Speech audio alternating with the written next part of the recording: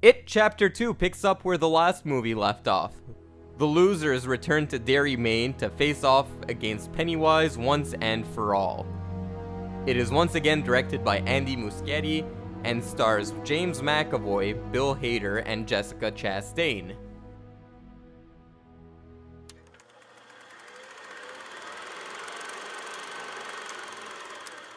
Hello guys, and welcome back to Garage Stephen-King-a-thon, where every day, for the month of October, we revisit a Stephen King adaptation. Today we're talking about It Chapter 2. If you guys haven't seen my previous It reviews, I reviewed the 1990 miniseries, and I reviewed the 2017 film. Now we're talking about It Chapter 2. Guys, this was the first time I'm seeing this movie. Now, if you watched my previous review, you might be like, what the fuck? Because I thought the last movie was okay, enjoyable. It didn't knock my socks off, but I didn't think it was horrendous. However, I knew that It Chapter 2 was not going to have the kids, and I felt like the previous movie was heavily dependent on the kids. That's what made it so charming.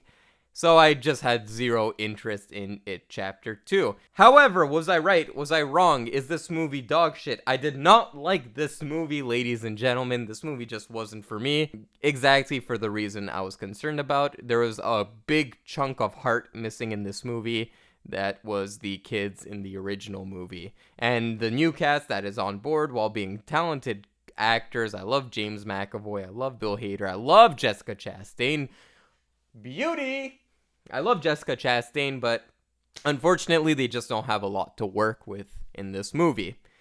Let's start with that opening stinger, because when that opening stinger happened, I was pretty hooked. That was a great opening. And here's a fun story, actually. So the opening is a gay couple going to the fair, and these main bullies go to the gay couple, harass them, throws one of them off a bridge after violently beating him up.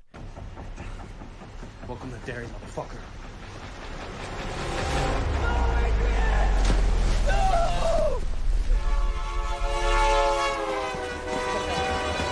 Tangent, but I swear it's gonna come around. So I was in the cafeteria of my university, eating a quick bite, as I always do. Boy's growing! Woo! Alright. So yeah, I was eating in the cafeteria, and this guy sat next to me, and he was this pretty interesting fellow, and he told me a story. He told me that first of all, that sequence with the gay couple was in the original It novel, and he told me that that crime that happened actually took place around Bangor, Maine. And that was a real inspiration, a real story that inspired Stephen King to put that in his novel. And he actually had a connection to the original person who got killed. Not a close friend by any means, like his dad's classmates, whatever. Usually how it goes in a small town. I know a guy who knows a guy who knew the guy who got thrown off the bridge that inspired Stephen King's It. But anyway, yeah, so when he told me that, I was like, wow, I didn't even know it was based off a real event, let alone that this guy that I'm eating lunch with kind of has that personal connection with it. I thought it was pretty interesting. And not only that, but that opening sequence stars Quebec director-actor Xavier Dolan, which I really like that kid as well. He's a really good director. Guys, if you haven't seen the Quebec film Mommy, I suggest you do that. It's a really decent film, and I really want to review that movie at some point on my channel. I really like it. So overall, that opening stinger, really liked it. No issues there. Much like the first movie, I really like the opening stingers of both It movies. Then you're introduced to Bill, who's grown up now. He's played by James McAvoy, and he's a successful screenwriter, or just novelist, and they're turning his novel into a film. Much like Stephen King himself, a little meta. And in this scene, you get a really good cameo, which I wasn't aware of this cameo before watching this movie. But the director who's directing the movie, I'm like, what the fuck? I've seen this man's face before. Who the fuck? And turns out it's great director Peter Bogdanovich. My friend, a film needs an ending. You do know that, right? Oh, yeah. You said that you needed another day to finish the pages, and we're shooting this thing. It's tonight. 17 hours. Everybody calm down, okay? I'm calm. I want you to be happy with the movie. Guys, second movie recommendation here. If you haven't seen Paper Moon is one of the greatest all-time films. Please go watch it. Is this a review of Mommy and Paper Moon, or is this a review of It Chapter 2? Get with it, Paul. Alright, and speaking of good cameos, Stephen King has a cameo in this film as well, which I really appreciated. Oh, man. Can I help you?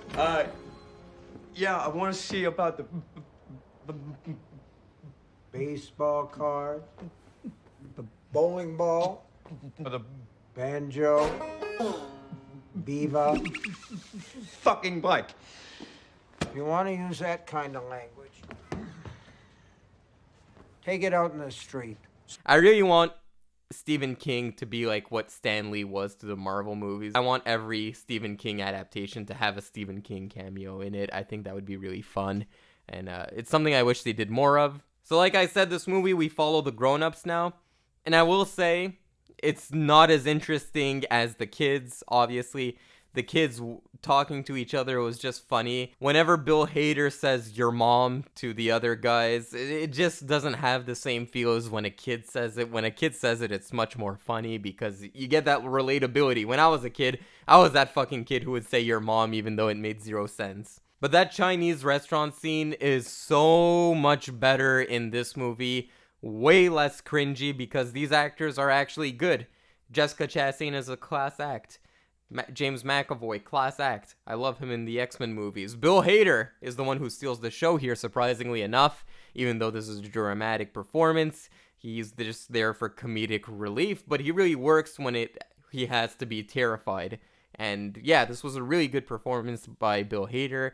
But I know he's a good dramatic actor. I've seen movies like The Skeleton Twins. So overall, while the chemistry between the actors work, it just doesn't have the same punch as when you watch The Kids. So wait, Eddie, you got married? Yo, why is it so fucking funny, dickwad? What, to like a woman? Fuck you, bro. Fuck you! All right, what about you, Trash Mouth? You married? There's no way Richie's married. No, I got married. Richie, I don't believe it. When? Did you not hear this? No. Oh, you know I got married? No. Yeah, no, me and your mom are very, very happy right now. It just feels weird, you know? Like, in the first movie, you have these kids and this creepy clown who's terrorizing the kids. But when you watch adults, like, get scared of a clown, I get it. I'd probably be shitting bricks as well if I was confronted with Pennywise. But when you watch it on screen, it just looks a little funky. It just doesn't look right. The threat seems so much bigger when it's little kids compared to when it's adults. But that's not the problem I have with the movie. Surprisingly enough, I think that if this movie had a better structure, the adults could have worked. The problem here is the structure. The structure here is very, very, very, very, very repetitive. Every time you have a scene, at a certain point in this film, all the characters split up, and this scene happens over and over again. Character enters a room, character remembers the room, flashback to the kid being in that room, kid is faced with a ghoulish threat, flashback to the present, where the adult is faced with the same threat. That structure, over and over and over and over and over again. It feels like you're in a shitty haunted house that someone has in their garage, and you're just looking at a ton of skits, and then you move to the next skit, and then you move to the next skit, and then you move to the next skit. The sequences with the kids here are extremely phoned in. They don't work. I wish they just didn't have the kids in this movie, and the movie doesn't gain much from having those flashback sequences. If anything, it's actually distracting because I apologize for that burp. That was a wet one. I just ate an apple. Yeah, if anything, it's distracting because they use CG de-aging to do those flashback sequences. Guys, if you know me, I'm totally against CG de-aging. I feel like it's never gonna work in film. Our human eye is too accustomed to seeing a normal face that when you see something's off in someone's face, you just can't help but stare at it. And I feel like it's even worse when it's kids going through puberty. You can kind of de-age someone's face, like Samuel Jackson and Captain Marvel. Sure, go for it. You're not making that much a change. It's only 20 years. But these kids in this movie, like, they're going through puberty. Their bone structure is changing. Guys, we all go through puberty, you know? When I went through puberty, my fucking nose was huge, and my hands were huge, but my face was small. I kind of looked like a bird. You go through puberty, and everything starts growing and shrinking and shaping and stuff like that. And that becomes way harder to de-age when a person is going through puberty compared to when someone's just aging, like, from 30 to 40 years old. So the CG de-aging didn't work in this. I don't know if they use CG de-aging. Like, maybe they just, like, slapped a Snapchat filter over these kids' face. That's kind of what it looked like. But something was off. Something looked just a little too glossy. Other than that, I complained about the trappings of a Blumhouse film, the loud crashing noises, the over-the-top need to feel haunting and stuff like that. And in this movie, not only do you have that tonal clash going on, but you also have some really odd attempts at comedy in this, which I don't mind if you have a comedic side character like Bill Hader's character in this, who's cracking jokes. But there's this part in this movie where the OCD character, his name is Eddie. I wrote it down. Sorry, guys. I'm bad with names. But Eddie is confronted with the leopard that he was afraid of in the first movie, and the leopard throws up in his face, and they start playing this song, "Just Call Me Angel of the Morning." Fuck you! Fuck you! Just call me angel of the morning, By P.P. Arnold. It's not by P.P. Arnold. That's the version I know is P.P. Arnold. Who sings Angel of the Morning? Let's look it up. One eternity later. Alright, so I did my research. Okay. So the version that plays in the movie is by Juice Newton, I believe. Just call me angel of the morning, angel. Just touch my cheek before you leave me, baby. The version I was familiar with was the one by P.P. Arnold, who was this R&B singer of the 1960s. Just call me angel of the morning, angel. Just touch my cheek before you leave me, baby. But that was not the original version. The original version was by Marilee Rush and the Turnabouts. Just call me angel of the morning, angel. Just touch my cheek before you leave me, baby. I think the P.P. Arnold version is the best one. I don't give a fuck. Alright. Enough of that research. So yeah, that took me out of the movie. That was a pretty long tangent. I'm sorry, guys. Yeah, that took me out of the movie, but there would consistently be these moments that just took me out of the movie. Just like weird comedic pauses and like, okay, that just happened. And just like how I complained in the miniseries that the giant spider Pennywise is not scary, he's not scary in this movie. Even though they have more modern technology, they have CG to make this giant spider. It just looks goofy, it looks stupid, it's not really threatening, and ultimately, what works the best about Pennywise is that you don't see him all that much, and when you see him as a giant spider, it really takes you out of it.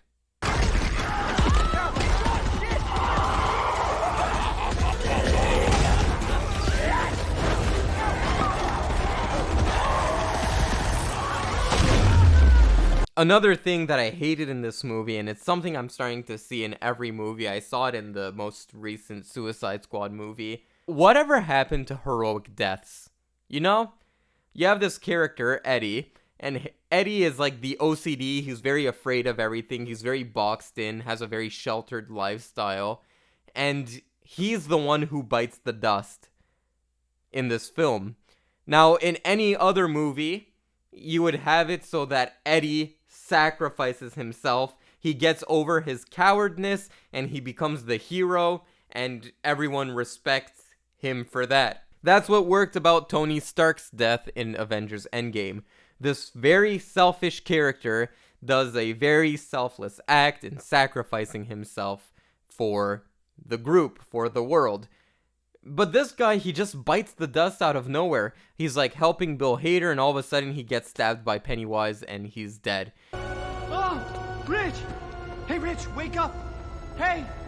Yeah, there he is, buddy! Hey, Richie, listen, I think I got him, man. I think I killed it! I did! I think I killed it for Rich! Oh. And he throws a few good jabs at Pennywise, but I wanted to see him do something really dramatic to really save the day. Like, if you're gonna kill off a character, don't have it some stupid subversion of expectations. They did that all the time in Suicide Squad, where Polka Dot Man bites the dust in a really shitty way.